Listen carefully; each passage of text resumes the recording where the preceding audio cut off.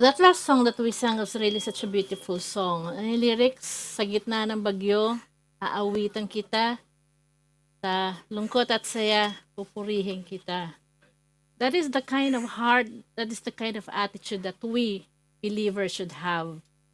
Regardless of any situation we are in, we should be able to worship our God. Amen? Ganun po dapat. Such a blessing. So, magandang umaga po ulit. Today is the third Friday of January. Ang bilis-bilis po ano.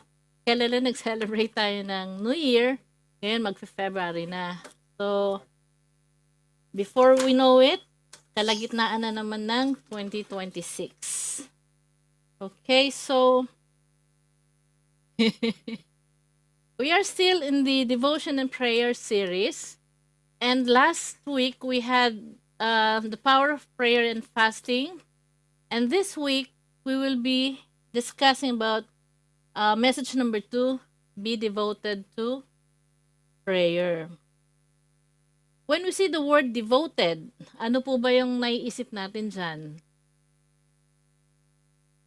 Devoted, tama. Olivia Newton dyan. Ano tayo ni? Paborito ni Pastora ko yun. Talino. Sample. Actually, when you say devoted, you think of the word intentional. Because you cannot be devoted without being intentional. Amen? So, our text comes from Acts. Maybe all stand, please. Please read with me. Acts chapter 2, verses 42. And they continued steadfastly in the apostles' doctrine and fellowship, in the breaking of bread and in prayers. Colossians chapter 4, verses 2 to 4. Continue earnestly in prayer, being vigilant in it.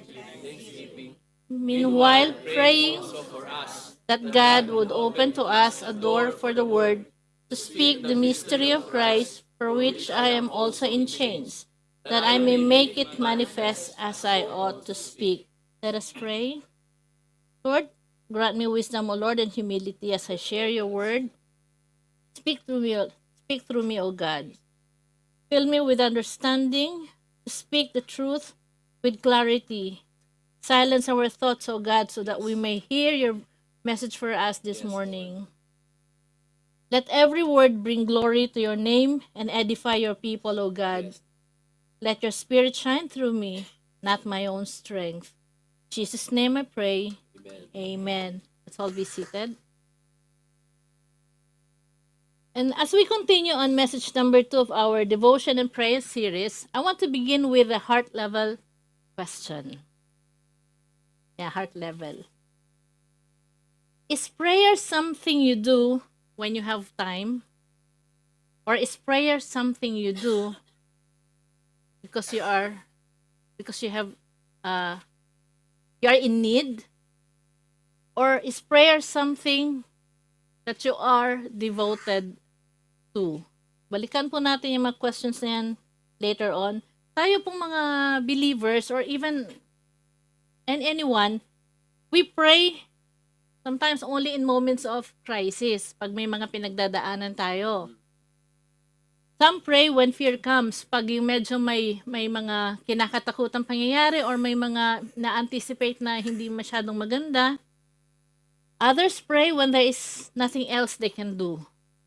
Bored lang sila, kaya nagpipray.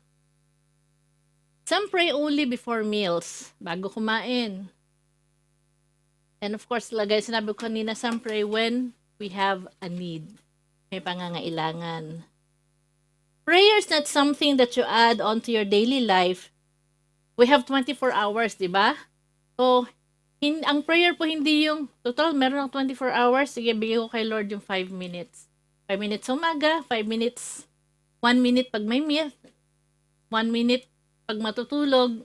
Hindi po ganun dapat ang prayer. But unfortunately, nangyayari po talaga yon.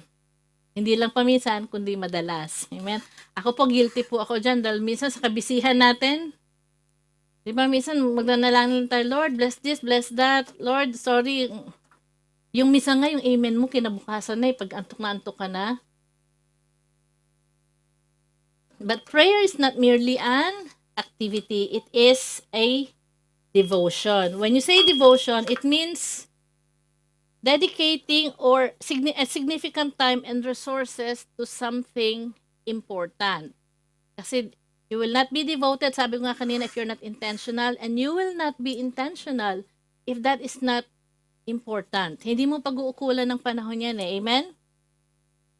This devotion requires intentionality and prioritization. So, dapat intentional ka nga and priority natin dapat ang prayer. Kahit po gaano tayo ka-busy, dapat priority natin ang prayer. Just as we devote our time for our jobs, families, and ministries, we must prioritize our time with God. Di po ba pagpapasok meron tayong sa trabaho kami, 7 to 4 ang time namin. So, hindi, non-negotiable yon, hindi ko pwedeng baguhin. So, hindi ako pwede, pasok tala ako ng 8. Hindi po yun according to my wants, to my needs, or sa kung anong oras ako gigising, naka-fix yun. So, yung schedule na yon, kailangan yung gising ko, nagiging routine na everyday yon, di ba? Paminsan yung kain natin, dapat magla-lunch tayo 12. Yung iba ayaw na lumagpas kasi yun na yung schedule nila. Actually, dapat nga yung worship service natin, pag sinabing 10, mag-start tayo, buti hindi kami late this morning. Praise God. So, we have to intentionally set aside a specific time for prayer. Dapat consistent. Di po ba yung ating mga daily devotion? Dapat mag-set tayo ng specific time for God every day. Hindi yung pabago-bago. Kasi sino bang kakatagpuin natin? Ang Panginoon. Di ba pag meron tayong interview, bibigyan tayo ng specific time. Pag sinabing 8 o'clock in the morning, hindi ka pwedeng dumating ng 8:30, hindi ka pwedeng dumating ng 9. Pag sinabing 8. So, dapat pag para sa Panginoon, mas specific, mas discipline tayo pagdating sa oras. Right. Pag sinabi natin na, Lord, I will devote my, say, 30 minutes for you at 8 p.m. Dapat 8 p.m. nandoon tayo kasi God is waiting for us. Appointment ni Lord yun sa atin. God is excited to fellowship with us. Kaya po yung kausap natin doon. So, dapat excited din tayo to be there on time. Tama po ba? Kasi di ba kung gusto nga natin makausap minsan yung mga boss natin, magpapa-appointment tayo sa secretary. O hindi mo, you will make sure na hindi mo mamimiss yung time na yun eh. Kasi you might miss that opportunity. Okay, so tayo din po, baka mamiss natin ang opportunity, sayang naman. Si Lord yung, wag natin pag-antayin si Lord. Okay lang na tayo nag-aantay, pero God is never late. Hindi niya tayo kailangan pinag-antay. So, it is a commitment. Kaya po dapat when we set a time for God, we have to really be conscious. Dapat let us make sure na yung time na yon is truly for God. Hindi po pwede, sige baka pwedeng 9 o'clock na lang. Ay, teka, busy pala ako, 10 na lang. Hindi po gano'n. Make sure na yung oras na yon para sa Kanya lang. Wala dapat na, teka, isisingit ko muna habang naglalaba ako. No. Dapat para sa Kanya lang. Yun po yung dapat na matutunan natin ngayon as we discuss prayer and devotion.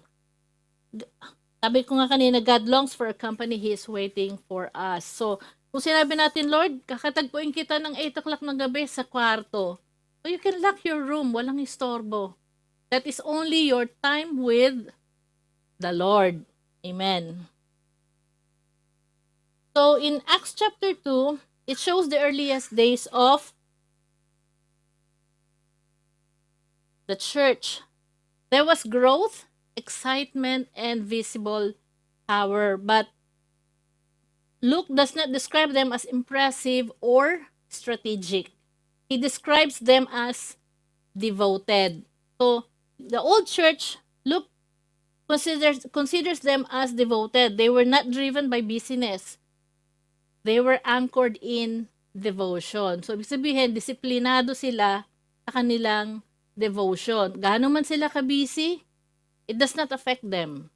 They are devoted to their devotion. So, comparing to the many churches of today, let's say GCI, I would say we are a strategic church. Kasi marami tayong trainings, marami tayong Meron tayong mga discipleship, IDT, marami tayong trainings Bible Institute. So, strategic, alam natin yung gagawin natin, yung 'di ba meron nga tayong strategy, yung win, connect, train, send, and multiply. Nadagdagan na. Pero kung dagdagin multiply and come back. Kasi baka mag-multiply sa iba. Oo. So, we are a busy church. Hindi po masamang maging busy sa gawain ng That's Panginoon. right. Pero dapat alam din natin na we shouldn't neglect what is important, which is our devotion. Yung ating prayer time. Kasi devotion is what really matters. And with this, let us now look at the first mark of a devoted praying church. So in Acts 2:42, nabasa natin po ito kanina, and they continued steadfastly in the apostles' doctrine and fellowship, in the breaking of bread, and in prayers. Ano po ba ibig sabihin ng continued steadfastly? It means to persist, to devote oneself, to remain faithful without quitting. To persist, to devote oneself, to remain faithful. So, ibig sabihin, it's non-negotiable. Pag 8, 8. Pag para kay Lord lang. So, what prayer is not? Importante po talaga ang prayer kasi, di ba, ang ano nga last time is prayer and fasting. Bakit prayer and fasting? Why not fasting lang? Kasi nagpa-fast naman tayo. Kasi pag without prayer, fasting is diet lang. Fasting is nothing without prayer. So, dapat prayer and fasting. So, that alone shows us how important prayer is. Amen? So, to understand it more, let's see what prayer is not. Prayer is not occasional. It is a continuous practice that should be integrated into daily life. Should be integrated into daily life. So, hindi po pwedeng mawala siya. Dapat may prayer time talaga daily. And it emphasizes the importance of maintaining an ongoing connection with God. Of course, we all know prayer is our connection with God. It's our communication with God. And when you say communication, it's a two-way process. Hindi po tayo pwedeng, Lord, pengin ito, pengin noon. Pero hindi ka naman nakikinig sa'yo. Hindi po pwedeng hingi lang ng hingi. Although pwede namang manghingi. Pero let us make sure na hindi lang po tayo nakafocus doon. God wants to bless us. Amen? He has abundant of blessings for us. Pero natutuwa din ang Panginoon kapag tayo nakikipag-fellowship sa Kanya through our daily devotion. Pag nakikipag-usap lang tayo sa Kanya. Di ba tayo, let us make it more relatable. Yung mga families natin and friends sa Philippines, di ba naiinis tayo kapag nagte-text lang o tumatawag lang pag malapit na sweldo? Wala ka marinig na kumusta before the sweldo, or pag yung matagal mo nang hindi nakikita, biglang nag-text. Biglang kumusta Mars? Yung mga buksan, di ba yung message? So, dapat, that kind of attitude, hindi rin natin dadalhin sa devotion natin with the Lord. We should always be available for God. Hindi dapat yung pag may kailangan lang. Amen? Kasi gusto rin ni Lord na mapagkwentuhan sa atin. He knows what happened to us during the day. He knows what we are thinking. He knows what we are feeling. But still, He wants our companionship during our daily devotion with Him. During our quiet time with Him. Okay? So, kung excited si Lord, dapat excited din tayo. Amen po? Next is, prayer is not seasonal. It should be a constant part of our lives. Again, constant. Not limited to specific times or circumstances, regardless of life's ups and downs. This fosters spiritual growth and deepens our relationship with God. So, hindi po pwede makikipag-usap kayo lang kay Lord pag masaya ka lang, or pag may problema ka lang, or pag bored ka lang. Dapat, whatever state you are in, sabi ng kanta natin kanina, di ba? Sa gitna ng bagyo, sa lungkot at saya, dapat ready tayong makipag-bonding kay Lord. It should be a constant part of our lives. Si Lord hindi pang seasonal lang. For all seasons siya. Winter, summer, autumn, ano pa ba? Fall, spring. Let it be. Okay? Prayer is foundational. Sabi ko nga kanina, it's not merely about making requests. It is a spirit-filled communication with God, deepening our relationship and aligning our will with His purposes. Even marami po sa atin may asawa na or siguro iba may boyfriend, the girlfriend. Diba you tend to communicate with your loved one, and with that regular communication, di ba yung relationship natin lumalalim? Kasi the more you communicate, the more you understand each other. Alam mo yung pag-iisip niya, alam mo yung kahit hindi siya magsasalita, alam mo yung kilos niya, di po ba? So, let us communicate with the Lord. Makipag-bonding tayo kay Lord. We don't pray because it is convenient. We pray because it is essential. When we devote ourselves to prayer, we open the door for God to work in ways we cannot imagine. Kasi sabi nga, where does our help come from? Saan nanggagaling ang ating tulong? Kay Lord. Kay Lord lang. And how do we communicate with God? Through prayer. And sabi dyan, we open the door for God to work in ways we cannot imagine. So, I'd like to share a story. Mahilig po tayo sa story. Ang bilis, lumaktaw. This is a story of George Mueller. He is a German-born English, a preacher, and philanthropist. He is a Christian evangelist.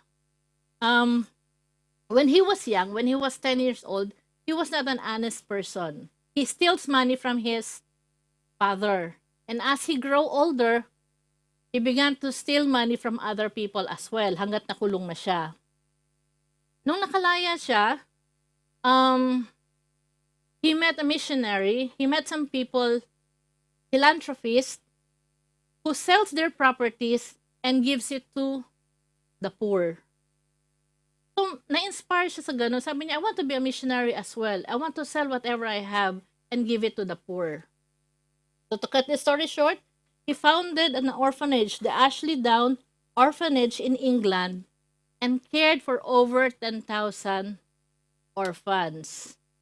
Earlier on his life, he made a decision na hindi siya mag-solicit ng kahit kanino. He will never ask for donations. He will never ask for money. He will only ask from God. Kasi he knows only God can provide truly. So, di ba ang hirap nun? Sa atin nga, may mga orphanages, di ba? Or kahit anong mga, anong tawag doon? Yung mga, no, not Bantay Bata, but any association or charity, may word but it's okay. Yun na yun. Two words. English. Oo. Di ba ang hirap nun? Where will you get the funding? Yes, you may have the money, but it will run out eventually if you will not ask for help from other people. But that was his way. That was his decision. Hindi niya binali yun. He never asked anything from anyone. So what they will do, this is the scenario every day. He will ask all the orphans to sit on a table, okay, with empty plates. And the prayer will be, Lord, thank you for the food that you're about to give. So they are actually thanking the Lord for the food na wala pa. Padating pa lang. Eh since hindi naman nga siya nagsusolicit, hindi siya nanghihingi ng sponsorship, how is he to know na may magbibigay? That's faith. That is faith. So araw-araw ganon. Tayo, pag magdadasal tayo sa food, andyan na yung food. Bago nga tayo magdasal minsan, puro picture, Instagram, Facebook, di po ganun tayo, andyan na. Alam mo na kung ano yung tayo, pag may event dito, alam mo na kung sino-sino magdadala ng ganitong food, kung ilang ganyan, alam natin, but George Mueller is different. So ganyan, Lord, thank you, Lord, for the food that you are about to give. So, nangyayari yan everyday, bigla na lang may kakatok isang baker. May pinrompt siya ng Holy Spirit. Of course, hindi naman lahat sa Holy Spirit, but somebody prompted him to bake extra bread. Or, merong masisiraan sa labas ng pintuan nila ng kariton ng titinda ng milk. So, ganun tumakbo yung buhay nila. So, that is faith. Kaya po kaya natin yun. Mahirap, di ba? Parang hirap. Baka, alam mo yun, baka gutumin ka. Parang hirap, but George Mueller did it. So, he said, the beginning of anxiety is the end of faith. And the beginning of true faith is the end of anxiety. Nga naman, if you have the faith and you fully believe that God will give whatever you ask for in prayer, you will not be bothered. You will not be anxious. That's true faith. And I wish we can have the same faith, Lord. Mueller was not powerful because he prayed loudly. He was powerful because he was devoted to prayer. Prayer was not his emergency response. Prayer was his daily dependence. Kasi tayo minsan hindi ba, parang yung prayer is our last resort. Pag wala ka ng mautangan, wala ka ng mahingan, hanggang wala ka ng makausap, wala ka ng malapitan, that's the only time you pray. Pero si George Mueller, hindi. Prayer was his daily dependence. Alam niya na pag nagdasal siya, the Lord will give whatever he needs. Amen? Amen. That is what Acts 2:42 looks like in real life. Devotion is not sustained by emotions alone. It requires attentiveness and perseverance, especially when life becomes busy. You really need to persevere kasi I would say they persevered kasi every day they just keep on praying. Kahit walang assurance, but he believed.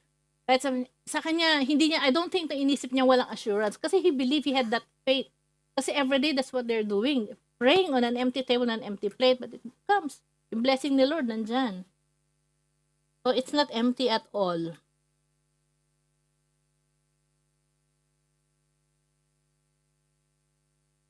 Ayaw pong ayun. Second point is, devoted prayer requires watchful perseverance.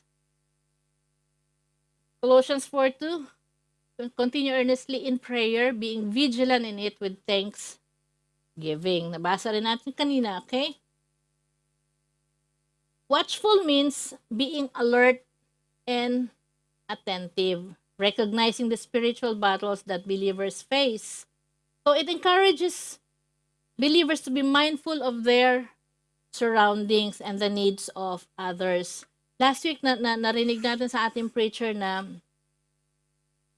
our struggle is not against flesh and blood, but against the rulers, against the authorities, against the powers of this dark world, and against the spiritual forces of evil in the heavenly realms. It's in Ephesians 6:12. Many things are happening that we do not see. Sabi nga ng preacher natin last time,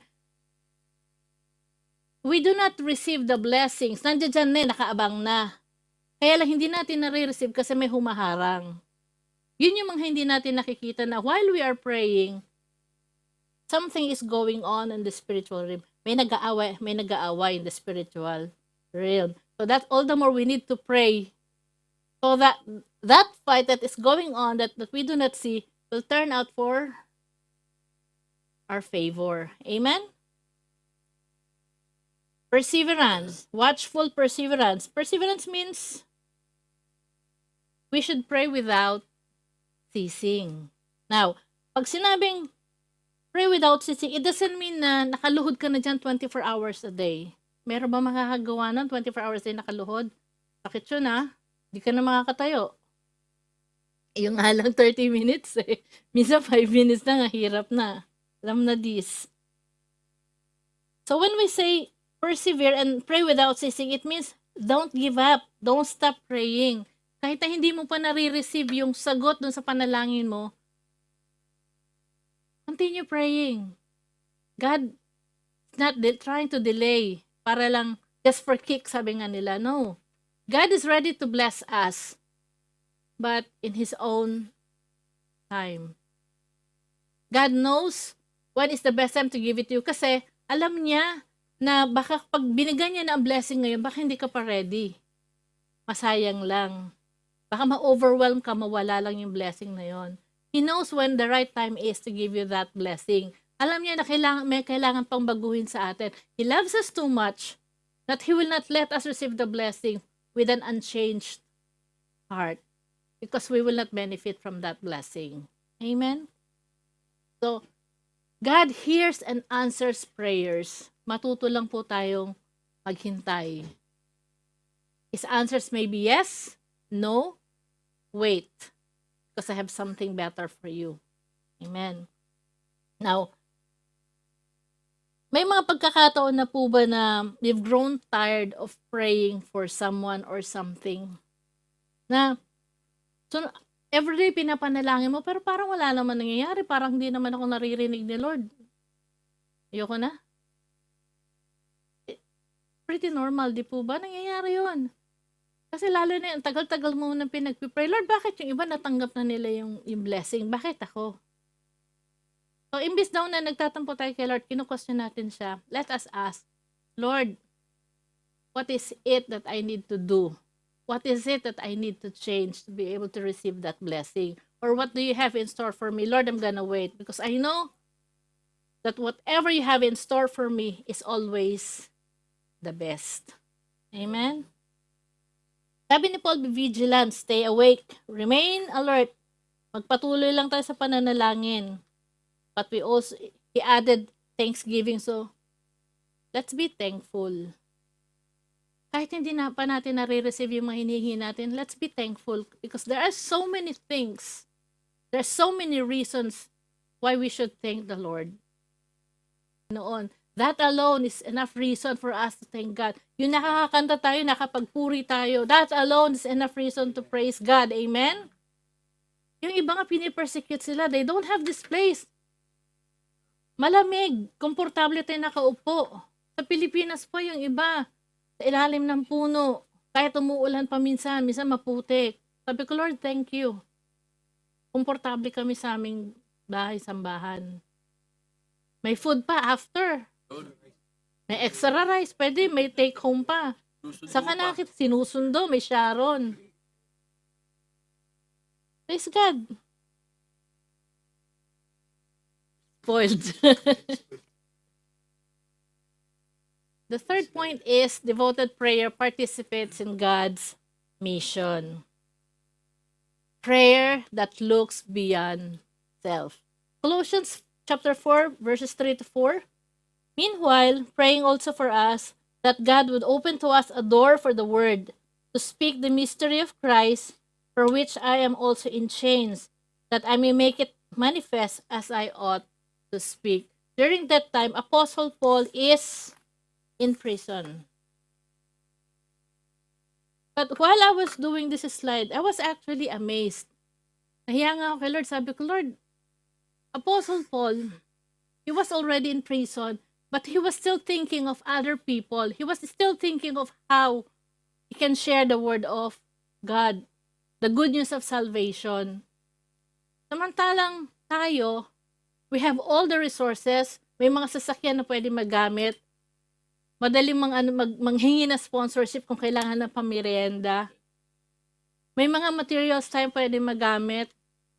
Wala tayong pasok pag weekend, holiday pa nga pati sa linggo. Yun.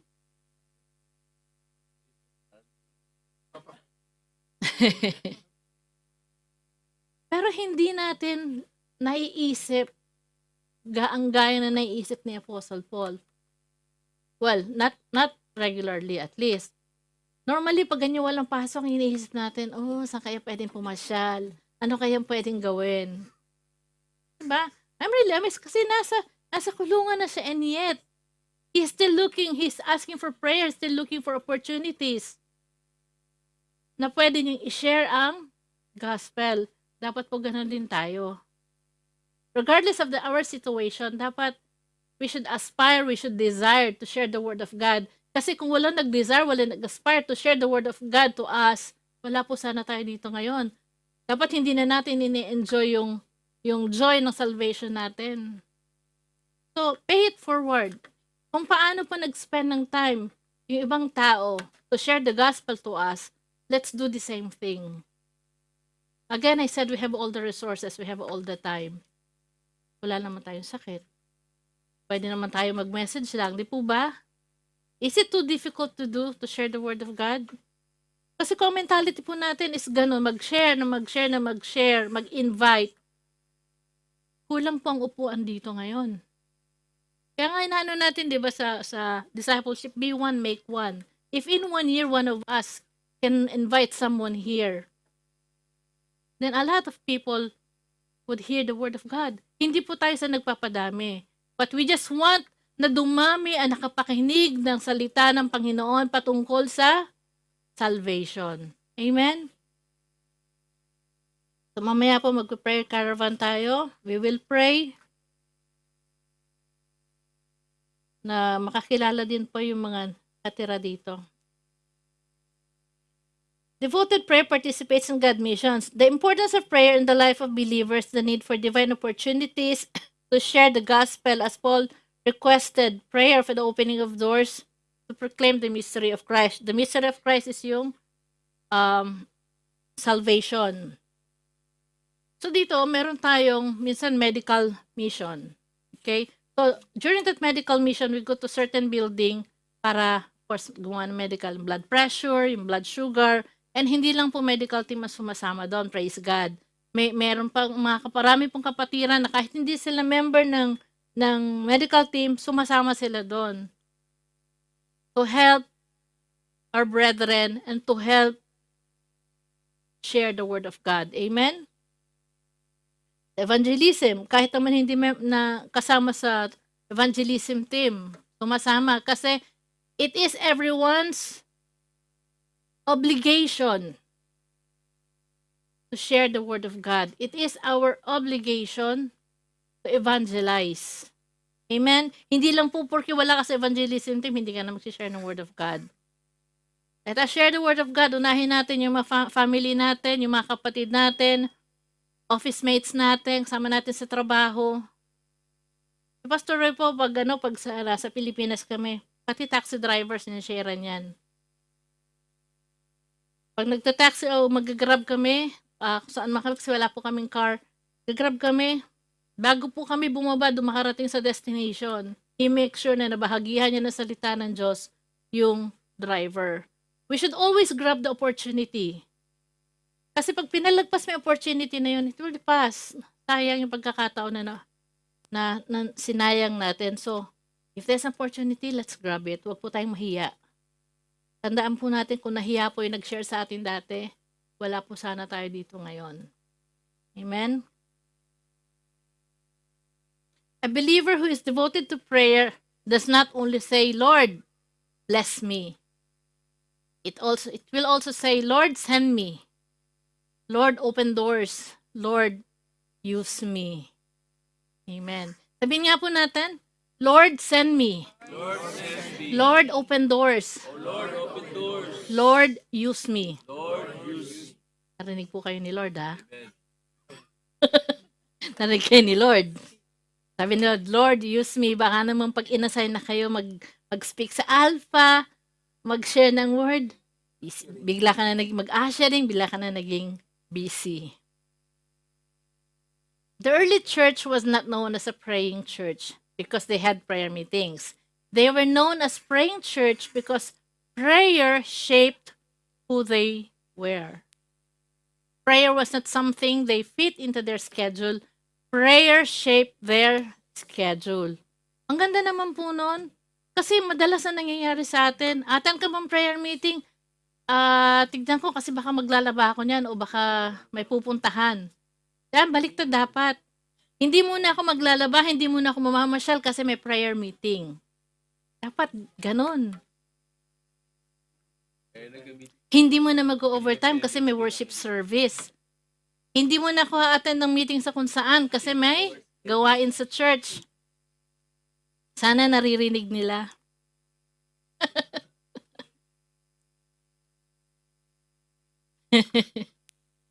Ito, a prayerless Christian is a powerless Christian. Right. Kita niyo po yung extension? Nakasaksak sa sarili niya. Yeah. So what do you expect? May power po ba? Of course, wala. So ganun din po tayo. We are powerless pag hindi tayo connected sa Diyos. Kasi He is the source of our power.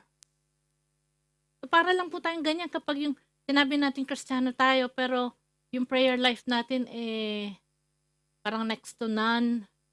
Parang nakikinig tayo but we don't hear. Alam niyo po, what do I mean when I say we listen but we do not hear? We listen, actually naririnig natin, pero hindi natin isinasapamuha yung naririnig natin. Pasok dito, labas doon. Ganyan din po ang epekto nun. Para ka nagsaksak ng extension cord sa sarili niya. There is no power. We are not only hearers but doers of the word. Minsan nga po, di po ba, kapag yung nawalan tayo ng internet connection o nawala ang wifi. Kasi ilang segundo lang. Walang wifi, walang internet, sasagap pa yan. Di po ba ganon? Pero pansinin mo, kapag yung hindi na nakaka-attend ng prayer meeting o hindi nakaka-attend ng worship service, hindi nakakapag daily devotion, minsan hindi naman pansin eh. Hindi iniinda. Hindi singbilis ng nawalan ng wifi. Hindi iniinda kasi maraming pinagkakabisihang iba. Yung hindi dapat priority, yun ang nagiging priority. Kaya hindi niya alam, malayo na pala siya sa Panginoon. Powerless Christian na pala siya, hindi pa niya alam. Sana kung gaano tayo ka-alerto, pag nawalan tayo ng internet connection, dapat ganon din tayo ka-alerto pag nawawalan tayo ng connection kay Lord. Amen. Amen. Lahat po ba may internet? Pero wag niyo muna bubuksan yung inyong mga telepono.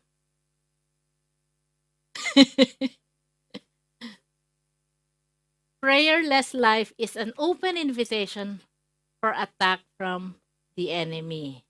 Of course, powerless Christian ka nga eh. So you are an easy target. Kumbaga wala kang shield. So direkta sa'yo ang bullet, direkta sa'yo ang whatever, patama sa'yo ng you are vulnerable. Sabi nga dyan, why is it a problem? You are prayerless. Because independence from God, it expresses self-sufficiency, not needing God's help. Kita niyo yung illustration kanina. Vulnerability, it leaves believers weak and open to spiritual attack and temptation. Disobedience. It's a failure to follow Christ's commands to pray continually. And most of all, spiritual blindness. It hinders knowing God's will and direction. Hirap po nun pag hindi po natin alam kung anong will ng Panginoon sa buhay natin. Kung yung araw-araw natin walang direksyon, na tayo lang ang nagdidesisyon, tandaan po natin, okay magplano, tayo po ang nagpaplano sa buhay natin, pero ang Panginoon ang nagpapatupad. Amen? Huwag po tayong plano ng plano. Lahat po ng paplanuhin natin, lahat ng gagawin natin at iisipin natin, let us involve the Lord. Because He alone knows what His plans for us. Jeremiah 29:11, for I know the plans I have for you, declares the Lord, plans to prosper and not to harm you, plans to give you hope and a future. Ang ganda-ganda ng promise ng Panginoon na yon. So I do not understand kung bakit hindi natin dapat isama ang Panginoon sa plans natin. Amen? Kapag natitempt tayo magplano, Jeremiah 29:11, let us involve the Lord in all aspects of our lives. Pati sa finances natin, in any decision, let us involve God. And you can never go wrong. This is just a short message. So we are now in conclusion. Wow. O ba, mabilis? Dapat pag Sunday ganito din, ano? Yan, pag si pastor nagpipreach, minsan nag-enjoy eh. Dito sa ano.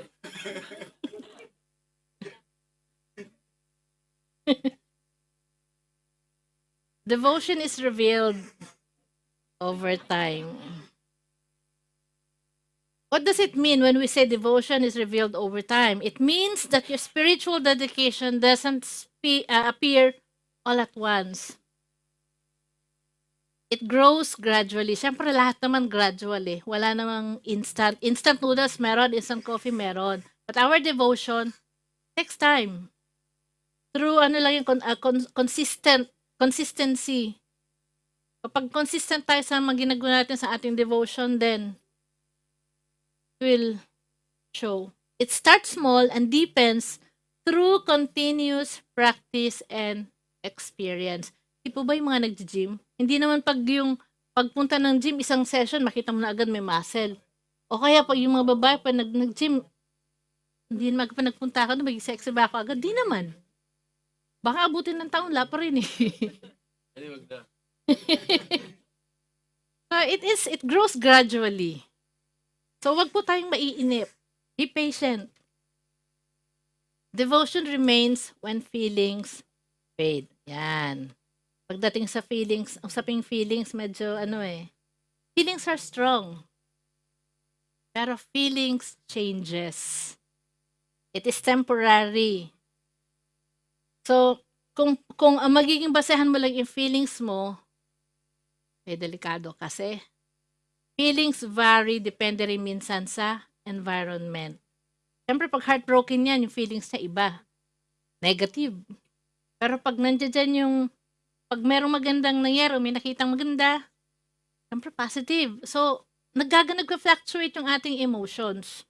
So, devotion should not depend on our emotions. Devotion is the conscious action and dedication that you choose to practice regardless of how you are feeling at any given moment. So even if the excitement fades, devotion remains. Devotion stays when life becomes busy. So sabi natin kanina, intentional, the word intentional. So we have to be intentionally taking a break with purpose pag naging busy tayo. So you are stepping away from your busy routine to give time to things, to give time to your devotion, to practices that feed your spiritual life, such as prayer. So, hindi ka hihinto sa iyong prayer just because you are busy. It is the other way around. You step away from your busyness and you continue with your prayer. Devotion stays when life, even when life becomes busy. If we desire to be a discipling church, we must first be a devoted, praying church. Ang dami na po nating prayer meeting, di po ba? Monday, meron tayo dito. Tuesday, kila Minister Eric. Sa Thursday, sa bahay namin, meron pa tayong CPM. Meron pa tayong prayer and fasting. Ang dami-dami na po nating prayer. Pag hindi ka pa naman nag-improve sa iyong prayer life, ewan ko na lang. Yon. Kasi hindi uma-attend. God is giving us the opportunity. Nandiyan na, all you have to do is attend. You will be blessed pag umattend ka. Walang mawawala sa'yo, kapatid. It is for your spiritual growth. Amen? Hindi po pwedeng kanta ka lang ng kanta. Hindi pwedeng luto ka lang ng luto. Hindi pwedeng usher ka lang ng usher. Kailangan balanse pagdating sa ating paglakad sa Panginoon.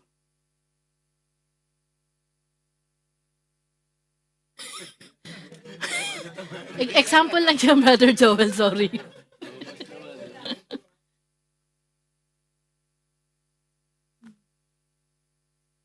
I'd like everybody to stand, please. I want to invite you to live a devoted, praying life. Please, from the heart, read with me. All together. Lord, make my prayer my habit. Lord, make prayer my refuge. Lord, make prayer my joy. Once more, Lord, make my prayer my habit. Lord, make prayer my refuge. Lord, make prayer my joy. One more time. Lord, make prayer my habit. Lord, make prayer my refuge. Lord, make prayer my joy. Hallelujah. Amen. Again, narinig po kayo ni Lord. Okay, let us pray.